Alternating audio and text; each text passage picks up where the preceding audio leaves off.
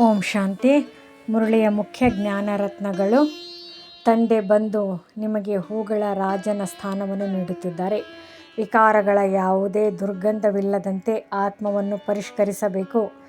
ಶರೀರದಿಂದ ಸೆಕೆಂಡಿನಲ್ಲಿ ಡಿಟ್ಯಾಚ್ ಆಗಿ ಅಂತರ್ಮುಖಿರಾಗುವುದು ಪುರುಷಾರ್ಥ. ಸೃಷ್ಟಿಯ ಎಲ್ಲ ಶಬ್ದ ಕಲಹ ಮರೆತು ಸ್ವಸ್ಥಿತಿಯಲ್ಲಿ ನೆಲೆಗೊಳ್ಳುವುದು ಯೋಗಿಯ ಲಕ್ಷಣ. ಸ್ವದರ್ಶನ ಚಕ್ರದ ನೆನಪಿನಿಂದ ಅಸುರಿ ಸಂಸ್ಕಾರಗಳ ಅಂತ್ಯ. ಈ ಜ್ಞಾನವು ಅದೆಂದೂ ಬರೆಯಲಾಗದ ದೃಶ್ಯಶಾಸ್ತ್ರ. ಪವಿತ್ರತೆಯಿಂದ 21 ಜನ್ಮಗಳ ದೇವತಾ ರಾಜ್ಯವನ್ನು ಪಡೆಯಲಾಗುತ್ತದೆ. ಭಾರತವೇ ಪುನಃ ಸ್ವರ್ಗವಾಗುತ್ತದೆ.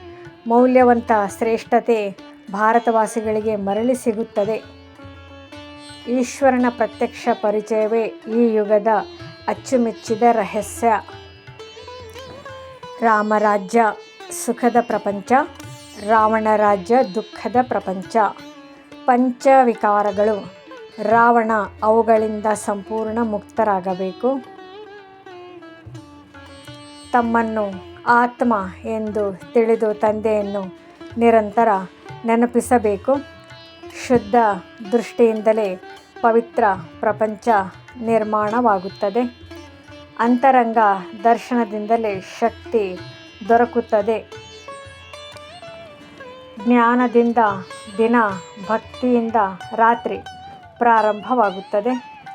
ಈ ಜ್ಞಾನವು ವಾಸ್ತವ ಪವಿತ್ರತೆಯ ಮಾರ್ಗದರ್ಶಿ.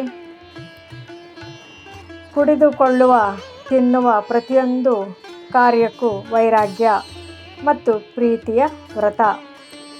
ಆತ್ಮಶಕ್ತಿಯಿಂದ ತಮ್ಮೊಳಗಿನ ವಿಕಾರ ನಾಶಗೊಳ್ಳುತ್ತವೆ. ಬಾಹ್ಯ ಯಾತ್ರೆಗೆ ಬದಲಾಗಿ ಆಂತರಿಕ ಯಾತ್ರೆ ಮುಖ್ಯ. ಸತತ ಪರಿಶುದ್ಧ ನೆನಪು ಪಾಪ ವಿನಾಶದ ಮಹಾ ಔಷಧಿ. ವೈಜ್ಞಾನಿಕ ಪ್ರಪಂಚಕ್ಕೂ ಮಿಂಚಿದ ಆತ್ಮ ವಿಜ್ಞಾನ. ಕಲ್ಪದ ಅರ್ಧರಾತ್ರಿ ಅರ್ಧ ದಿನ ಬ್ರಾಹ್ಮಣರ ಯೋಗ ಮತ್ತು ಸಂಚಲನೆಯ ಕಥೆ. ಪರಮಾತ್ಮ ಪ್ರೀತಿ ಸುಖದ ಉಯ್ಯಾಲೆ ಏರಿಳಿತವಿಲ್ಲದ ಸ್ಥಿತಿಗೆ ತಲುಪುತ್ತದೆ. ಪವಿತ್ರತೆಯ ತೀರ್ಮಾನದಿಂದ ದೇವತೆಗಳ ಹಕ್ಕು ಸಿಗುತ್ತದೆ.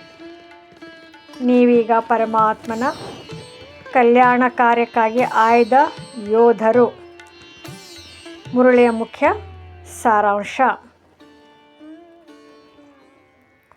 ಈ ಪ್ರಪಂಚದಲ್ಲಿ ನಾವು ಮುಳ್ಳುಗಳಂತೆ ಕಟುವಾಗಿದ್ದೆವು. ವಿಕಾರಗಳ ದುರ್ಗಂಧದಿಂದ ಕೆಳಗಿಳಿದಿದ್ದೆವು. ಆದರೆ ಈಗ ಪರಮಪಿತ ಪರಮಾತ್ಮ ಬಾಬಾ ಬಂದಿದ್ದಾರೆ ನಮ್ಮನ್ನು ಪುನಃ ಹೂಗಳಂತೆ ಸುಗಂಧಯುಕ್ತ ದೇವತೆಗಳನ್ನಾಗಿ ಮಾಡಲು. ಬಾಬಾ ಪ್ರೀತಿ ತುಂಬಿದ ಮಿಡಿತದಲ್ಲಿ ಹೇಳುತ್ತಾರೆ, ಮಕ್ಕಳೇ, ಮರುಹುಟ್ಟು ಪಡೆಯಲು ಬೇಡ.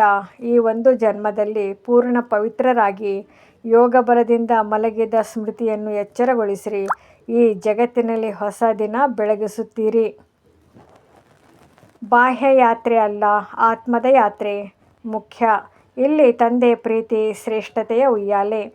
ದಿನ ರಾತ್ರಿ ನೀವಿಂದು ತೂಗುತ್ತಾ ಈ ವಿಶ್ವದ ನಿರ್ಮಾಣವನ್ನು ಪರಿವರ್ತಿಸುತ್ತೀರಿ. ಮರಳಿ ಬರಲಿ ಪುಣ್ಯದ ದಿನಗಳು. ನೀವು ಹೊತ್ತಿರುವ ಜ್ಞಾನದೀಪದಿಂದ ಮುಳ್ಳುಗಳ ಈ ಕಾಡು ಪುನಃ ಹೂಗಳ ಹೂದೋಟವನ್ನಾಗಿ ಪರಿಣಮಿಸುತ್ತದೆ. ನೀತಿ ಪಾಠ. ಕಥೆಯ ಭಾಗ. ಆಮೆ ಮತ್ತು ಆಂತರ್ಯ ಯೋಗ. ಆಮೆಯು ತಾನಾಗಿಯೇ ತನ್ನ ಎಲ್ಲ ಅಂಗಗಳನ್ನು ಒಳಗೆ ತೆಗೆದುಕೊಂಡು ಧ್ಯಾನದಲ್ಲಿ ಮುಳುಗುತ್ತದೆಯಂತೆ ನಮ್ಮಲ್ಲೂ ಆ ಶಕ್ತಿ ಇದೆ. ಯೋಗದಲ್ಲಿ ನಾವು ಅಂತರ್ಮುಖಿಯಾಗಿ ವಿಶ್ವವನ್ನು ಮರೆತು ಬಾಬಾ ಜೊತೆ ಒಂದಾಗಿ ಹೋಗಬಹುದು. ಸ್ಮರಣೆಯ ಶಕ್ತಿ ಅಂದರೆ ಮನಸಾಶಕ್ತಿ. ಮನಸಾಶಕ್ತಿ ಎನ್ನುವುದು ಒಂದೇ ರೇಖೆಯಲ್ಲಿ ಪರಮಾತ್ಮನೊಂದಿಗೆ ಲೈನ್ ಕ್ಲಿಯರ್ ಆಗಿ ಇರುವ ಶಕ್ತಿ. ಈ ಶಕ್ತಿಯಿಂದಲೇ ವಿಶ್ವದ ಬದಲಾವಣೆ ಸಾಧ್ಯ. ಸ್ಲೋಗನ್. ನಿರ್ಭಯತೆ ಮತ್ತು ನಮ್ರತೆಯೇ ಸತ್ಯಜ್ಞಾನದ ಯೋಗಿಯ ಗುರುತಾಗಿದೆ.